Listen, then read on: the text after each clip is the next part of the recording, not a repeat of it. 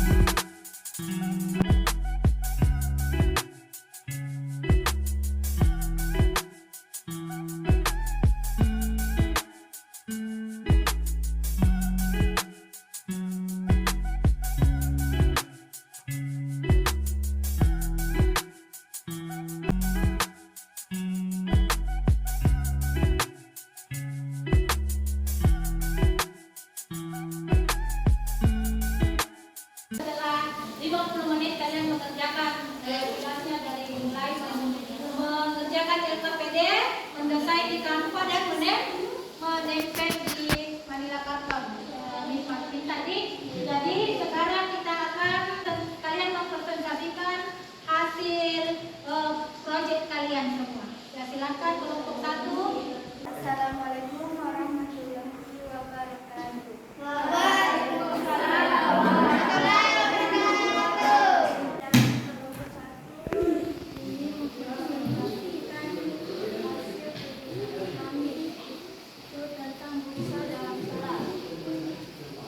Pengertian buksa dalam konteks salat adalah keringanan atau kemudahan yang diberikan oleh Allah Subhanahu wa Ta'ala kepada umat Islam dalam melaksanakan ibadah salat. Ya, beri aplaus sama teman tadi. Sekarang giliran kelompok 2. Ya, silakan. Assalamualaikum Warahmatullahi wabarakatuh.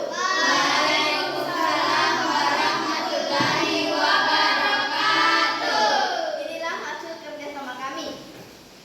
Ruksa dalam puasa. Pengertian ruksa adalah puasa adalah keringanan yang diberikan oleh Allah Subhanahu wa Ta'ala kepada orang-orang yang tidak mampu menjalankan kewajibannya puasa karena kondisi tertentu. Dalil yang terkait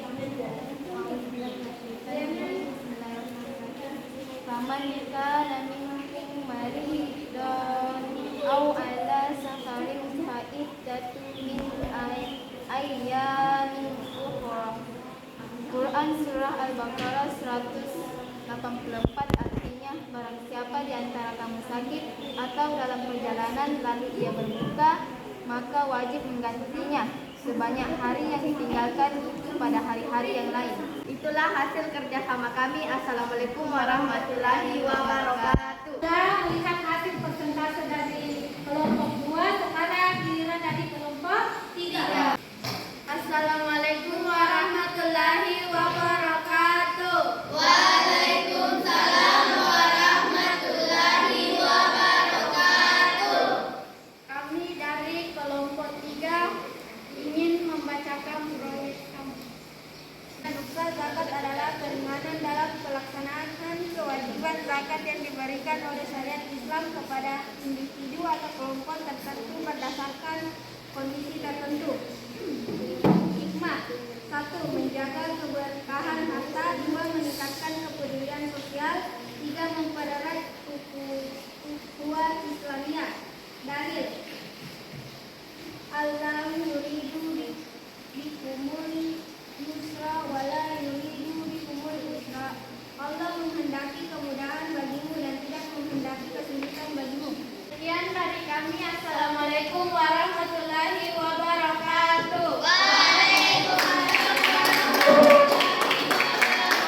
Dan selanjutnya kelompok 4. Silakan. Assalamualaikum warahmatullahi wabarakatuh. Waalaikumsalam warahmatullahi wabarakatuh. Kami dari kelompok 4 akan mempresentasikan kasih Ruksa haji. Pengertiannya, ruksa haji adalah keringanan yang memungkinkan seseorang tetap melaksanakan kewajiban haji sesuai kemampuannya, seperti menggantikan pelaksanaan haji kepada orang lain.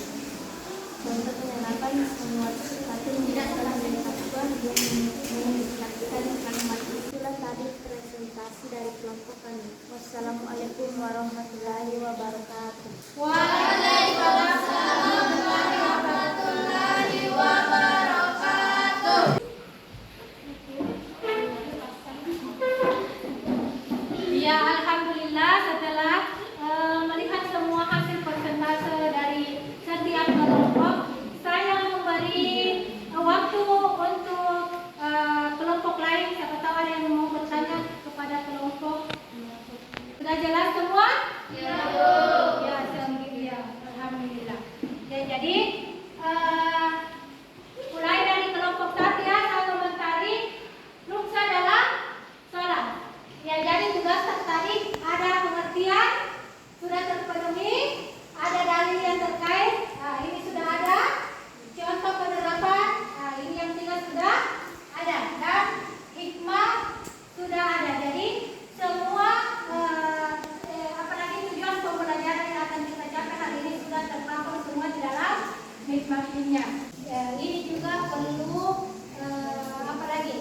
perlu kreasi dan inovasi takdir. Jadi semuanya itu sudah bagus, tinggal disempurnakan.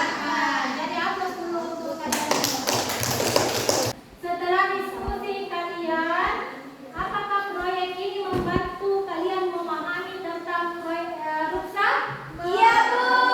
Kalian memahami Ya, karena Bu. kalian sendiri yang mencari artinya, dalilnya, hikmahnya serta penerapannya. Bagaimana perasaan setelah proses pembelajaran hari ini? Senang. Jadi kesimpulan untuk semua hasil kerja kelompok kalian bahwa ruksa itu diberikan sebagai bentuk keringanan hamba-hamba Allah untuk melaksanakan kewajibannya sebagai seorang muslim, di mana ada ruksa untuk sholat, di mana ada ruksa untuk puasa, di mana ada ruksa untuk zakat, di mana ada ruksa untuk haji. Jadi semua sudah ada ruksanya. Tinggal bagaimana cara kita melaksanakan ruksa tersebut. Baiklah, alhamdulillah pembelajaran hari ini sudah selesai dan insya Allah pekan depan kita sudah masuk ke materi peradaban Islam pada masa Bani Abbasiyah.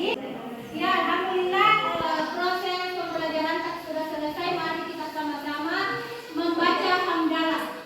Alhamdulillah.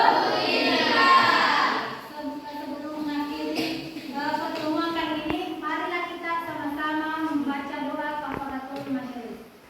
Subhanallahumma wa bihamdika alla ilaha illa anta astaghfiruka wa atubu ilaik.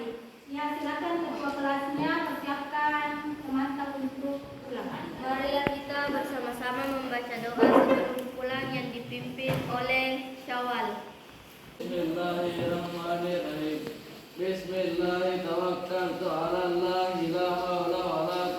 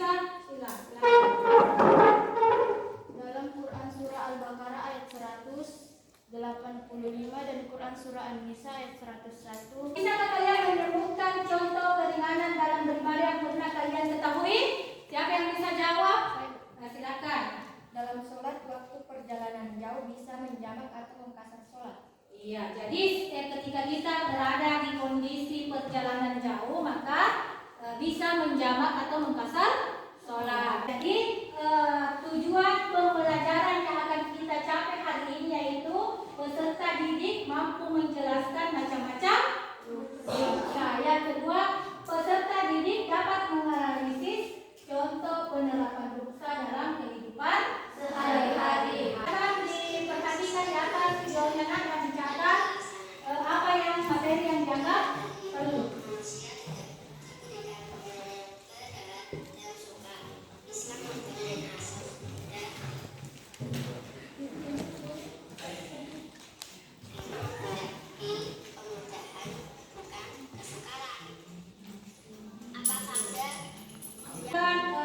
Video di atas, maka kita telah mengetahui macam-macam dari ruksa. Yang pertama apa? Ruksa adalah sholat. Yang kedua ruksa adalah puasa. Yang ketiga ruksa adalah haji.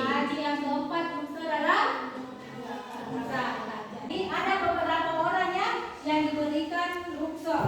Orang yang sakit, orang yang tidak mampu, orang dalam perjalanan, dan lain-lainnya. Ya. Sekarang silakan saya bagi kelompok berdasarkan nomor urut absentak. Silakan.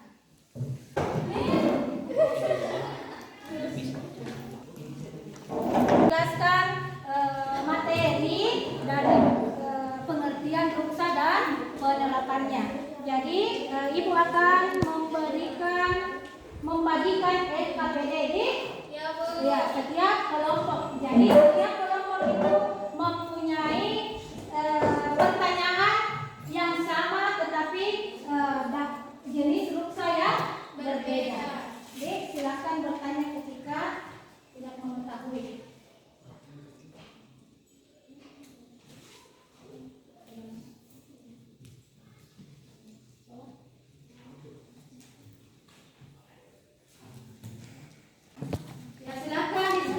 Silakan aktif diskusinya nanti. Akan menilai keaktifan kalian.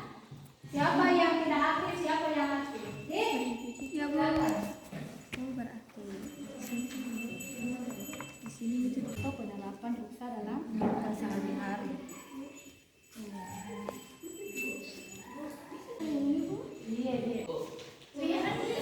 Cari di internet solusi dari permasalahan tadi. Silakan buka HP yang bawa HP, silakan buka HP-nya untuk cari jawabannya di dalam.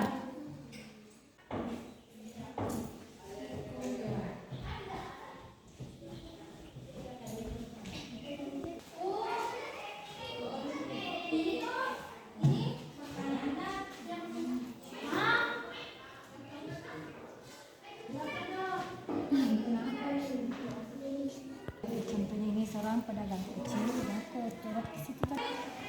Ada yang jawaban ya?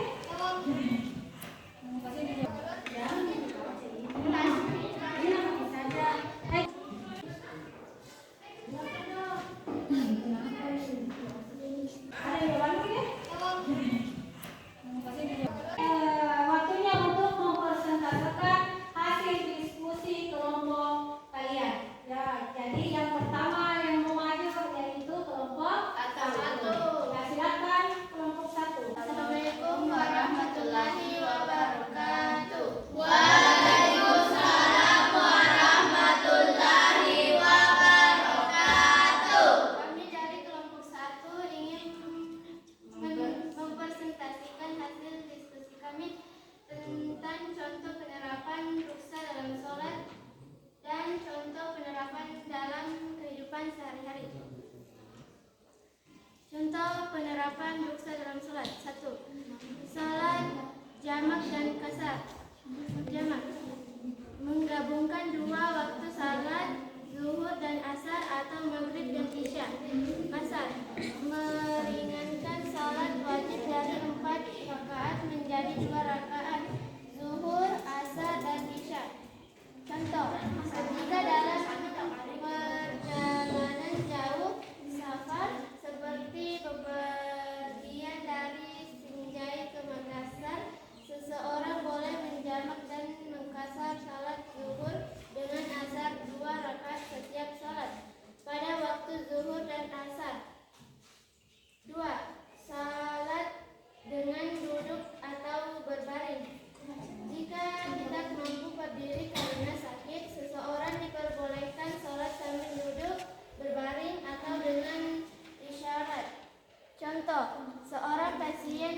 sakit yang tidak dapat berdiri tetap dapat melaksanakan salat dengan duduk di tempat tidur atau berbaring. Dari kelompok 1, Assalamualaikum warahmatullahi wabarakatuh. Waalaikumsalam warahmatullahi wabarakatuh.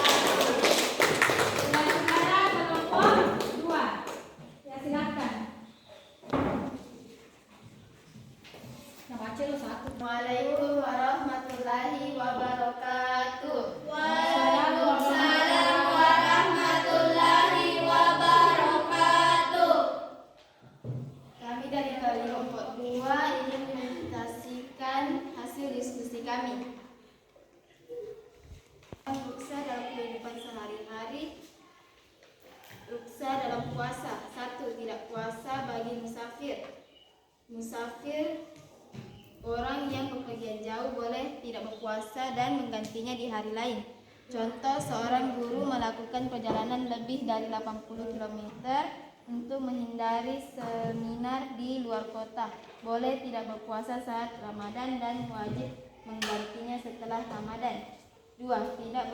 Tidak puasa bagi orang sakit. Orang yang sakit diperbolehkan meninggalkan puasa dan menggantinya setelah sembuh. Contoh, seorang yang menderita demam tinggi. Kami dari kelompok 2, Assalamualaikum warahmatullahi wabarakatuh. Waalaikumsalam warahmatullahi wabarakatuh.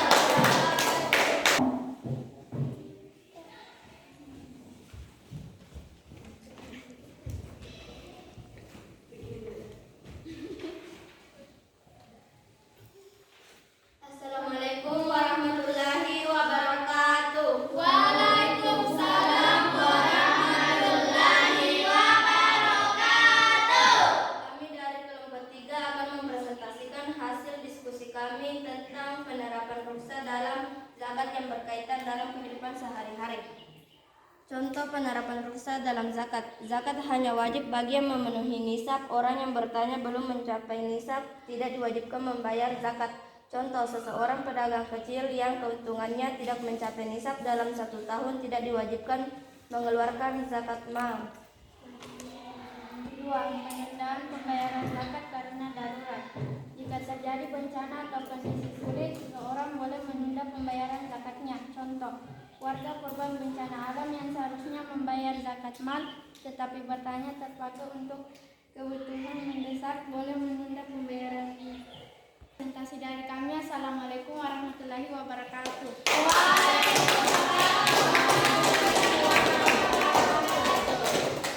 Ya, sekarang giliran dari kelompok 4. Silakan.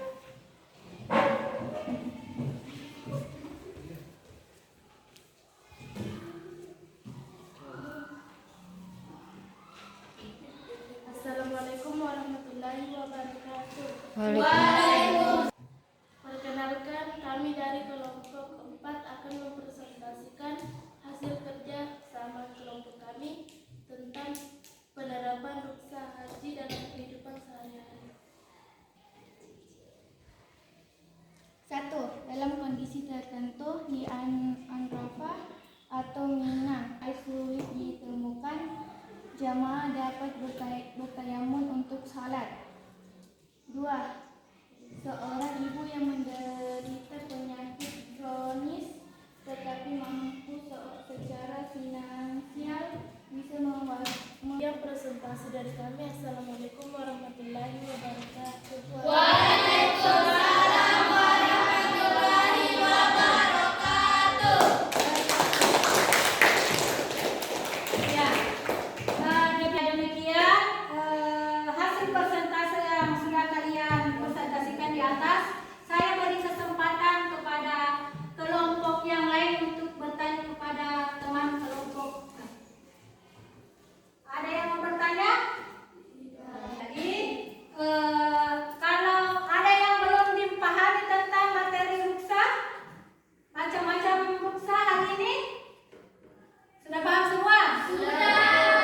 Ya, sudah paham. Jadi, pesanku sama anak-anak semua, jangan pernah meninggalkan kewajiban tak sebagai seorang muslim. Apalagi kita semua sudah keadaan balik semua jadi Jadi sudah ada pertanggungjawaban di setiap perbuatan kita.